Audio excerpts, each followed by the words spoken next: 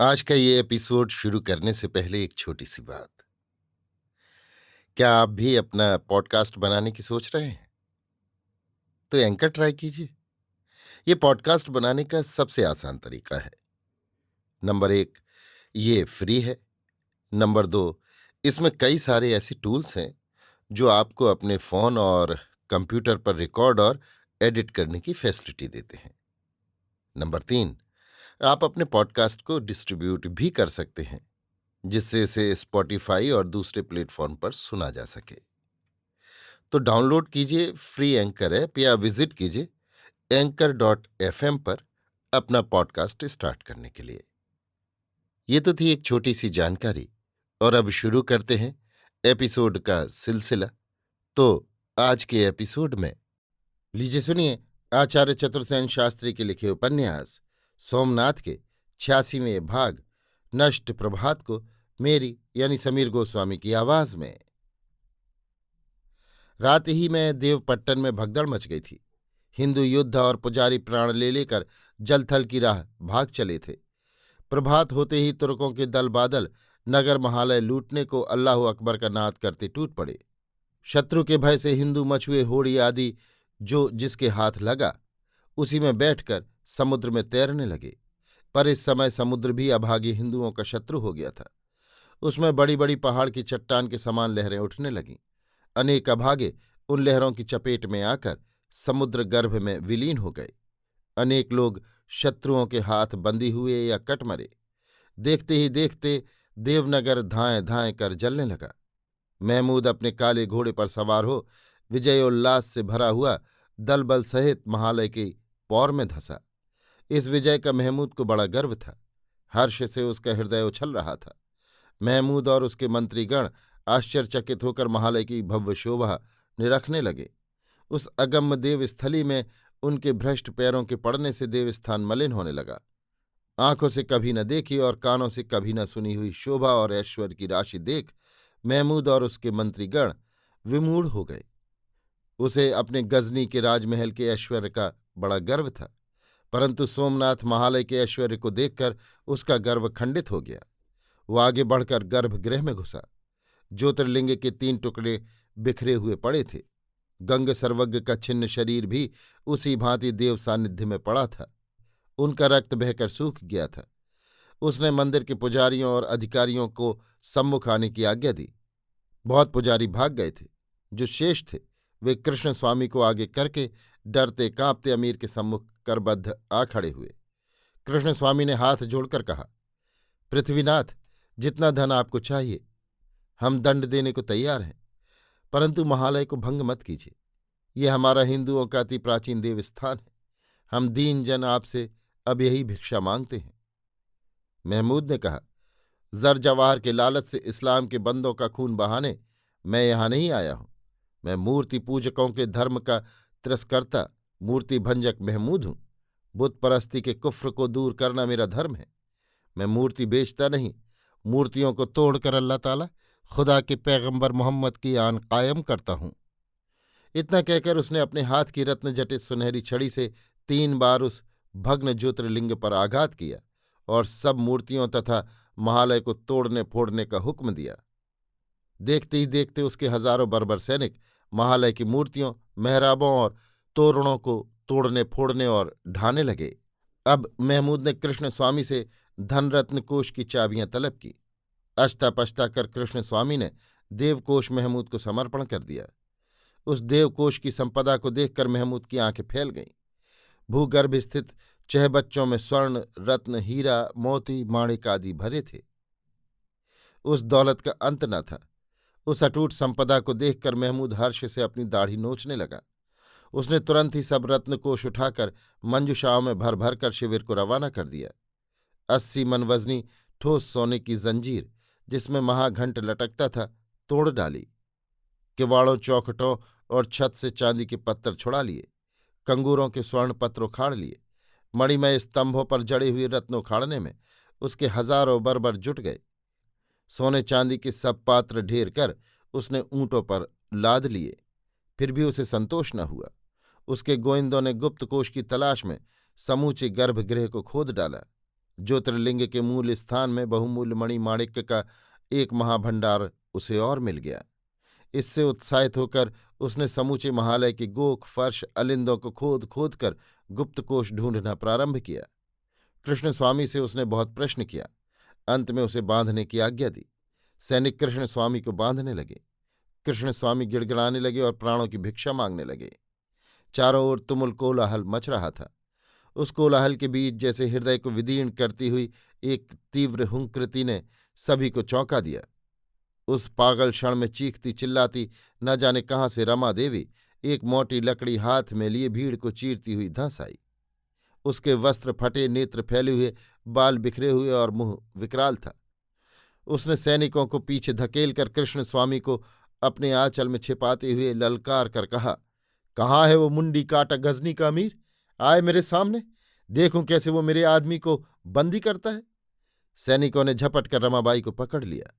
धकापेल में उसके वस्त्र तार तार हो गए। वो गिर गई, परंतु सिंघनी के समान गरज कर उसने उछाल भरकर कई सैनिकों को गिरा दिया।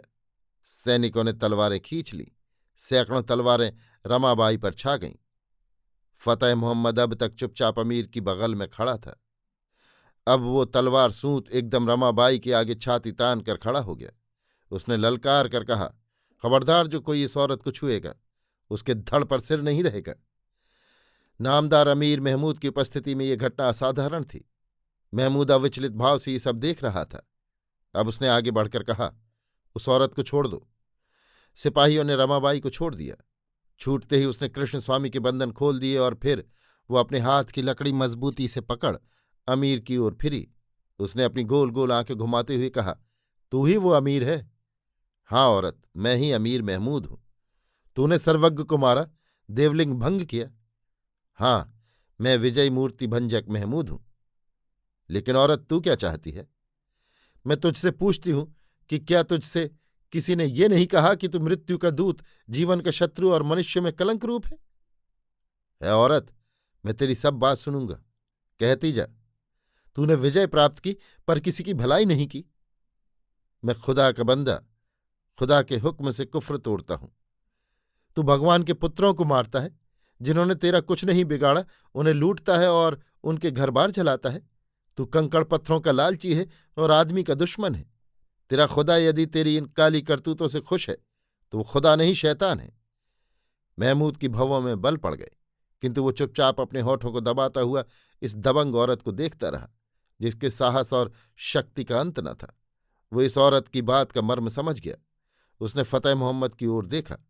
वो उसी भांति तलवार नंगी किए रमा देवी के आगे छाती तान कर खड़ा था। महमूद ने कहा, ऐ बहादुर, क्या इस औरत को तू जानता है? जानता हूं जहांपनाह। कौन है ये?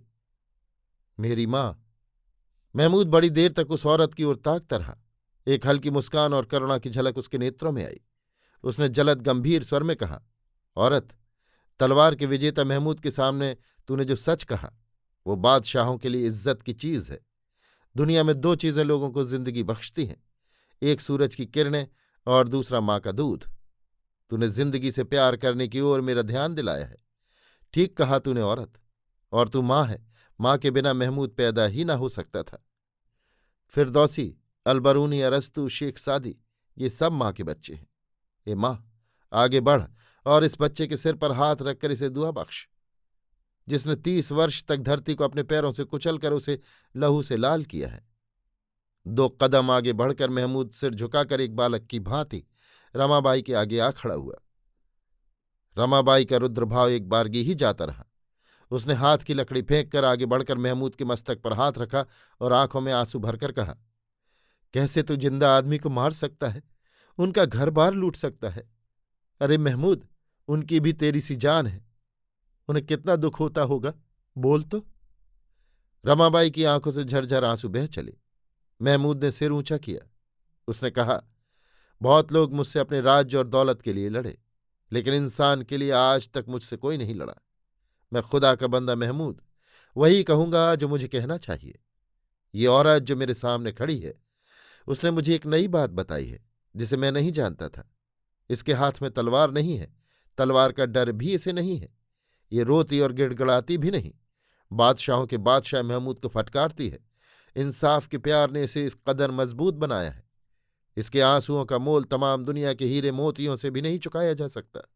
इसने महमूद को माँ की तरह नसीहत दी है, और अब मैं महमूद, खुदा का बंदा, वही कहूंगा जो मुझे कहना चाहिए।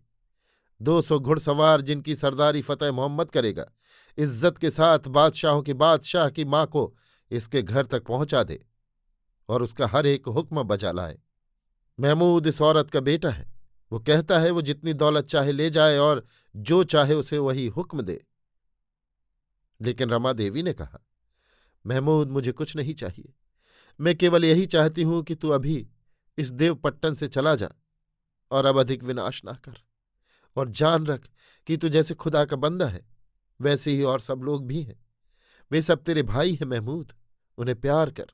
तेरी नामवर तलवार उनकी रक्षा के लिए है, उनकी गर्दन काटने के लिए नहीं। महमूद ने तलवार ऊंची करके कहा, महमूद, खुदा का बंदा, इस औरत का हुक्म मानकर इसी क्षण इस देवपट्टन को छोड़कर कूच का हुक्म देता है। महमूद ने तलवार को म्यान में किया और अपना घोड़ा मंगाया। उसके सब सैनिक चुपचाप अपनी तलवारें नीचे किए उसके पीछे पीछे चले। केवल फतेह मोहम्मद अपने 200 सवारों के साथ रह गया। अब तू देवा, तू भी जा। रमादेवी ने उसे देखकर कहा, मां, क्या तुम मुझसे नाराज हो? जो कुछ तूने किया वो होनहार था, पर अब तू जा और इन अपने संगी साथियों को भी ले जा। तेरी आंखों के आगे सर्वज्ञ का हनन हुआ, ये महापाप तेरे ही ऊपर है, पर मैं तुझे दोष नहीं दूंगी। सर्वनाश का क्षण ही आ लगा था। कुछ देर फतेह मोहम्मद सिर नीचा किए खड़ा रहा। वो शोभना के संबंध में कुछ कहना चाहता था, पर कुछ सोचकर चुप रह गया। फिर उसने कहा, मां, और कुछ कहना है? ना, तू अब जा। फतेह मोहम्मद चुपचाप चला गया। उसने आंख उठाकर एक बार भी कृष्ण स्वामी की ओर नहीं देखा। उसके पीछे उसके 200 सवार भी गए। कृष्ण स्वामी नीचा सिर किए खड़े थे। अब कृष्ण स्वामी और रमाबाई को छोड़कर और कोई वहां उपस्थित न था। रमाबाई ने भरे हुए बादलों के स्वर में कहा, अब इस तरह खड़े रहने से क्या होगा? चलकर पहले सर्वज्ञ का ऊर्ध्व दैहिक करो, पीछे और कुछ। और वे दोनों प्राणी उस नष्ट प्रभात में अपनी ही पगध्वनि से चौंकते हुए खंडहरों, मलबों और भग्न मूर्तियों के सूने ढेरों से उलझते भय, आतंक और भूख प्यास से जर्जर उस भग्न गृह में घुस रहे थे, जहां अब केवल सर्वज्ञ का छिन्न भिन्न शरीर भूमि पर पड़ा था। ज्योतिर्लिंग के भग्न खंड, धन रत्न भंडार साथ ही अमीर ले गए थे। अभी आप सुन रहे थे आचार्य चतुर्सेन शास्त्री के लिखे उपन्यास सोमनाथ के 86वें भाग नष्ट प्रभात को मेरी यानी समीर गोस्वामी की आवाज में।